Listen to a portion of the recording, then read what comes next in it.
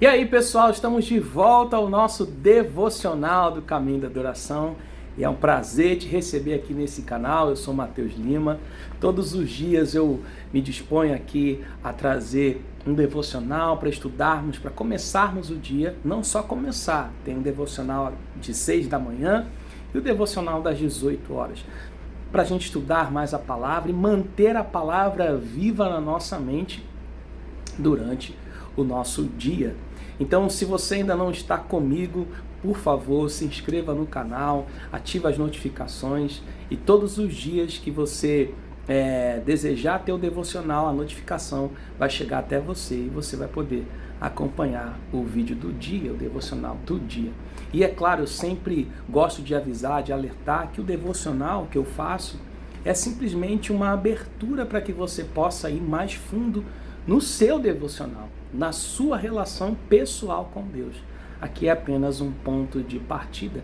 Eu quero ser um incentivador de você estudar a palavra e meditar nas Escrituras. Bom, sem mais demora, vamos para o texto de hoje, que é aqui no livro de Tiago, no capítulo 1, no verso 5. Hoje nós vamos estudar esse versículo aqui e logo mais vamos estudar o versículo 6. O versículo 5 diz assim: se algum de vocês precisa de sabedoria, peça ao nosso Deus generoso e receberá. E o que mais que ele diz? Ele não os repreenderá por pedirem. Interessante, né? Se algum de vocês precisa de sabedoria, peça ao Senhor e ele vos concederá.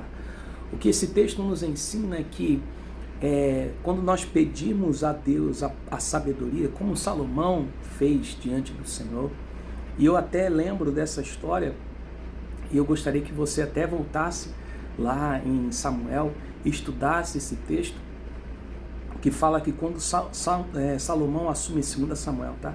Quando Salomão assume o reinado, ele não sabia como se portar diante de um grande povo. E Deus aparece para ele, e Deus pergunta a ele: o que você deseja, o que você quer de mim? E Salomão: Senhor, que o Senhor me dê sabedoria para que eu possa entrar e sair diante desse tão grande povo, né, que o Senhor me concede para governar. E isso me chama a atenção porque Deus logo em seguida fala para ele: mas como você não me pediu riquezas, vitórias sobre os seus inimigos, eu vou lhe dar essa sabedoria e além dela eu vou te dar tudo isso. Vitória sobre os seus inimigos, prosperidade, não vai ter um outro homem que se compare a você. Por que Deus reagiu dessa maneira? Porque muitas vezes nós estamos aprisionados em coisas materiais, em coisas que perecem, em coisas que têm o seu fim. Mas nós não estamos apegados a coisas que deixam legado. E o que deixa legado hoje é a sabedoria. A sabedoria, ela ajuda pessoas no futuro a desfrutarem daquilo que você faz hoje no presente. Por você ser uma pessoa sábia. Eu vou dar um exemplo muito fácil da gente pegar aqui.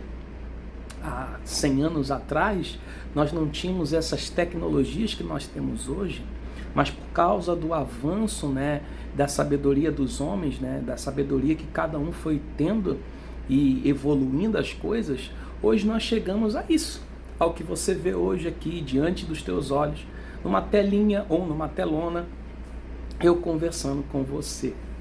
Entende o que eu estou querendo dizer? A sabedoria deixa legado, ela deixa algo para gerações futuras, né? Então, como o texto aqui fala, se a gente vai até Deus e pede essa sabedoria, nós estamos dizendo: Senhor, eu quero deixar um legado para que todos vejam a glória do Senhor, para que todos vejam a tua presença. E Deus, ele dá liberalmente, né? Deus, ele entrega sem repreender o ser humano. Hoje a gente pode pedir sabedoria para cuidar bem da nossa casa. A gente pode pedir sabedoria para exercer bem a função no trabalho. O trabalho tem que ser excelente, pessoal. Eu quero chamar a sua atenção para isso. Não seja uma pessoa preguiçosa no trabalho. Você está saindo para o trabalho: ah, mas eu estou desgostoso no meu emprego. Eu não queria estar mais aqui. Mas o teu foco está no lugar errado. Você está olhando para o trabalho, você está olhando para as pessoas, você está olhando para o emprego em si. e não está olhando para você, que você pode dar o seu melhor em qualquer lugar. Eu vou te dar um outro exemplo bíblico. José, ele foi vendido pelos seus irmãos e se tornou escravo no Egito. José não escolheu ser escravo. José não escolheu morar na casa de uma pessoa desconhecida, mas ele foi para lá. E a Bíblia diz que tudo o que José fazia com excelência e sabedoria. O que me chama a atenção da história de José é que era um homem que, mesmo num tempo difícil, mesmo numa situação interna de conflito, porque foi vendido pelos seus irmãos, pelo seu sangue, mesmo assim, ele era uma pessoa de excelente trabalho. Fazia as coisas com perfeição. O seu senhor, o seu dono, Potifar, falou para ele: você pode ter tudo na minha casa, tudo está em tuas mãos, eu deixo o governo na minha casa. O único lugar que você não pode tocar no meu lugar de intimidade. E o governo foi dado para José lá na frente por causa disso, porque dentro da casa de Potifar era uma pessoa excelente, dentro da prisão era uma pessoa excelente, e como governador, uma pessoa excelente. Então não foi a opção de José esses trabalhos, mas Deus o colocou naquele ambiente.